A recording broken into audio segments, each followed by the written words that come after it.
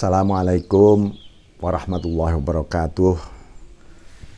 Bismillahirrahmanirrahim. Alhamdulillahirabbil alamin. Allahumma shalli ala sayyidina Muhammadin abdika wa nabiyyika wa rasulika nabil ummi wa ala alihi wa sahbihi wa sallim. Tasliman biqadri azamati dzatika fi kulli waqtin wa hin, amma ba'd. Bismillahirrahmanirrahim. Kita lanjutkan ya yang ke-21, hikmah yang ke-21. Ini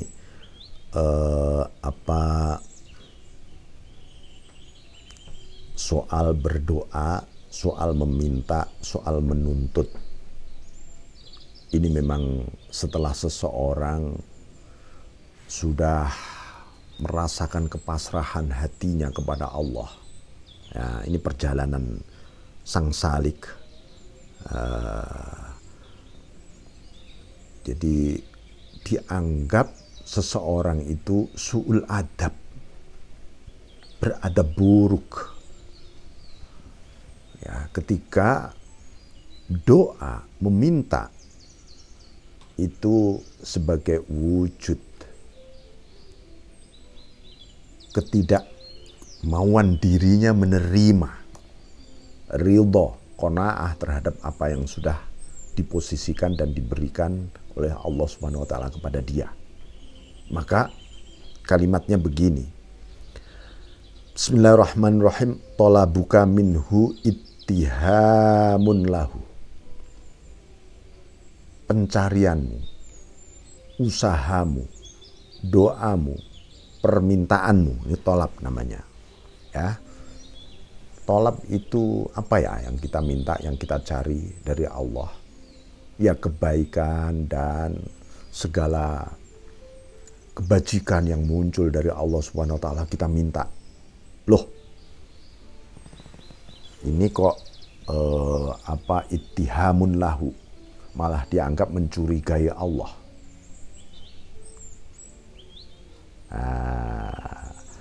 Jadi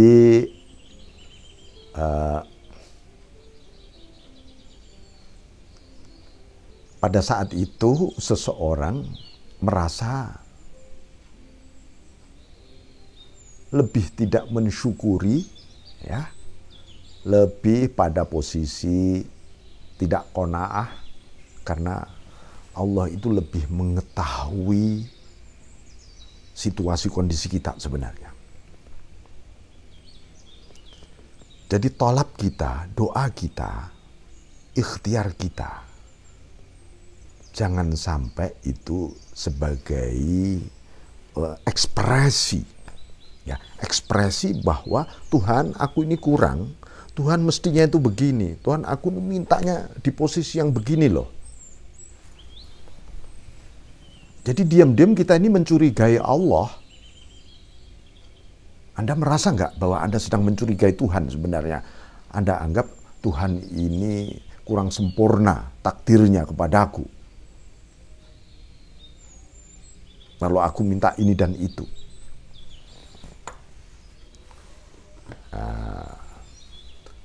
Selain itu, Allah itu memenuhi rahmatnya kepada kita, dan pada saat yang sama Anda tidak bisa menangkap sempurnanya rahmatnya Allah. Jadi bagaimana seharusnya ketika kita berdoa, ketika kita berikhtiar? Ad-du'a lil-ubudiyah. Doa itu sebagai ekspresi kehambaan kita. Kita wujudkan kehambaan ini dengan berdoa, dengan berikhtiar, dengan menjalankan perintah dan menjauhi larangan. Ini semuanya sebagai wujud ubudiyah untuk mewujudkan rasa fakir kita, rasa hina dina kita, rasa tak berdaya kita, rasa lemah kita. 4 hal itu bukan untuk mengatur Allah. Nanti kalau Allah Anda atur, bagaimana?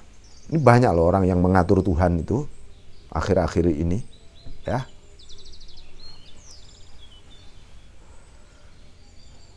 Nah, yang kedua, wa talabuka lahu ghaibatun minka anhu.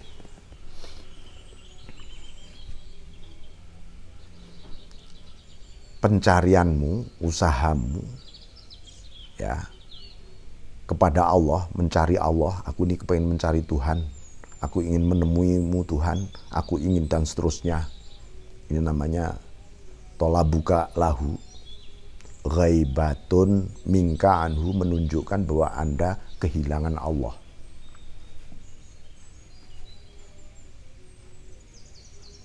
Mungkin hati kecil Anda pernah berteriak, Tuhan, Engkau ini sebenarnya di mana? Aku menemuimu. Yaitu ekspresi bahwa Anda sedang kehilangan Allah. Padahal Allah tidak memiliki sifat ghaib. Ya, tidak memiliki asma Allah, tidak ada al-ghaibu, itu tidak ada. Di Asmaul Husna nggak ada al-ghaibu, di sifat Allah nggak ada al-ghaibu. Yang maha ghaib nggak ada. Yang ada al-batinu. Al-zahiru al-batinu. Maka salahlah yang mengatakan tergantung yang gaib. Loh, yang gaib itu apa? Tuhan tidak pernah memiliki sifat gaib. Ya, karena itu jangan pernah merasa kehilangan Tuhan. Orang yang masih mencari Tuhan, memang dia sedang sesungguhnya menghilang dari Tuhan dia itu. Padahal manusia itu nggak bisa loh menghindar dari Allah. Tidak bisa, mustahil manusia itu menghindar dari Allah. Karena itu jangan pernah merasa kehilangan Allah dan merasa mencari Allah. Ini yang kedua, ya.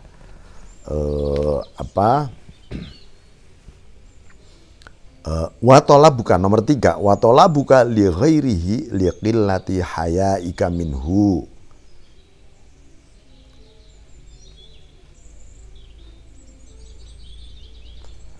Pencarianmu kepada selain Allah, ya, li qillati hayaika minhu. Kamu mencari sesuatu, ya, kepada selain Allah. Maksudnya apa ya, manusia ini merasa Al-Mun'im, sang pemberi nikmat itu bukan Tuhan, tapi bosku, perusahaanku, bahkan mungkin situasi kondisi kita anggap, atau alam atau cuaca kita anggap sebagai faktor yang harus saya cari ini. Ini yang menyelamatkan aku ini. Itu menunjukkan likillati hayaika minhu. Anda nggak punya malu pada Allah. Coba, pada saat yang sama kita mulai bergantung kepada alam, kepada situasi, kepada makhluk. Hati kita ada di mana? Hati kita ada di mana? Itu namanya kita nggak punya malu. Makanya kalau disebut oleh Rasulullah SAW, al-haya'u minal iman. Malu itu sebagian daripada iman. Orang yang malu kepada Allah. Malu ada dua, malu wajah, itu malu zahir. Ada haya'ul qalbi, malunya hati. Nah, yang dimaksud ini malunya hati ini lebih dalam lagi. Kalau malu zahir saja masih disebut bagian dari iman, kita malu pada makhluk, ya, malu kepada sesama. Lah, malu batin, malu hati, ini malu langsung kepada Allah. Nah, ini yang harus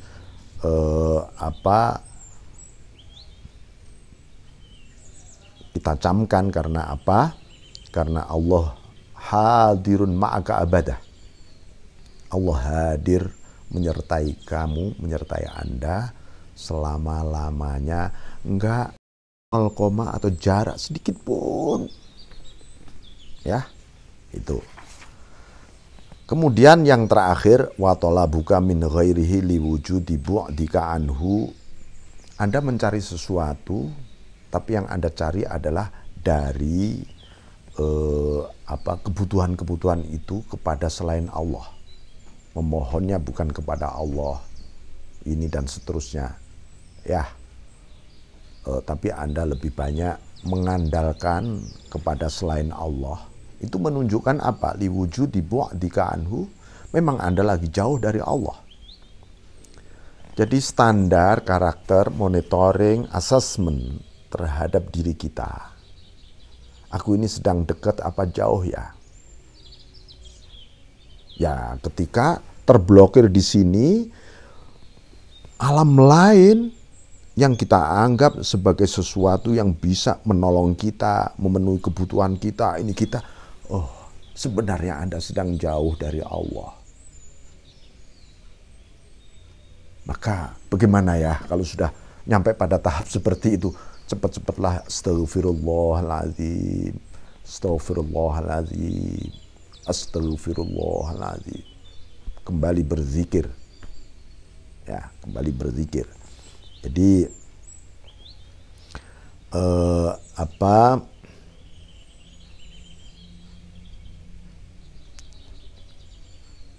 ini kalau kita itu mengenal rahmatnya Allah saja, mengenal rahmatnya Allah saja, kita akan mengenal keparipurnaan takdirnya kepada kita. Kita ini lalu hidup yang penuh dengan ridho, husnudzon kepada Allah. Alangkah bahagianya hidup ini sebenarnya. Jangan, ini memang harus kita buktikan dari batin. Ini soal batinnya, bukan soal otak-atik, matuk atau strategis harus begini, harus begitu, ruwet, nggak karuan. Tidak. Nih di sini dulu, ya. Maka kalau sudah tahu begitu, ma tawajjaha li siwah, seseorang tidak akan hatinya concern, tidak akan hatinya ini menghadap kecuali di mana-mana hanya Allah saja. Fa aina ma tuwallu fa thamma wajhullah. Kemanapun engkau menghadap, di sanalah Allah Subhanahu wa taala. Nah, jadi ada satu syair ya yang ditulis oleh Syekh Abdul Hasan At-Tustari. Beliau mengatakan begini di dalam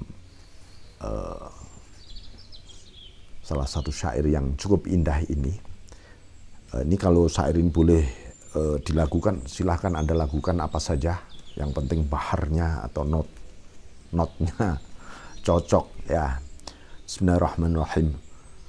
Fala taltafit fis sayri ghairan wa kullama siwallahi ghairun fattakhidh dzikrahu hisna wa kullu maqamin la takum fihi innahu hijabun fajadda sayri fastanjidil auna wa mahma tara kullal maratibi tujtala alaika fahul anha fa'an mithlaha hulna wa kullaysa li fi ghairi dhatika matlabun fala surata tujla wala tuhfatan tujna. Janganlah engkau menengok dalam perjalanan ini kecuali hanya kepada Allah. Segala hal selain Allah adalah yang lain.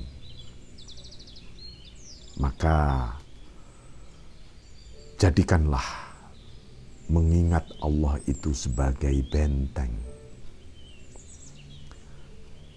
Setiap makom, janganlah engkau berdiri, berhenti di sana. Itu bisa menjadi hijab bagimu. maka teruslah engkau berjalan dan mohonlah pertolongan kepada Allah. Setiap kali engkau melihat tahapan demi tahapan yang tersingkap, maka cepatlah engkau lepas agar engkau tidak berhenti di tahap itu. Katakanlah, aku tidak ingin kecuali pada Zat-Mu Tuhan.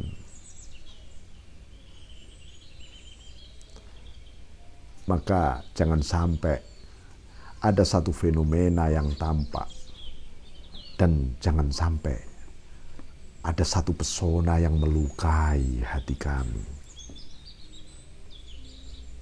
Ini syair yang indah menutup pada hikmah ini. Assalamualaikum warahmatullahi wabarakatuh.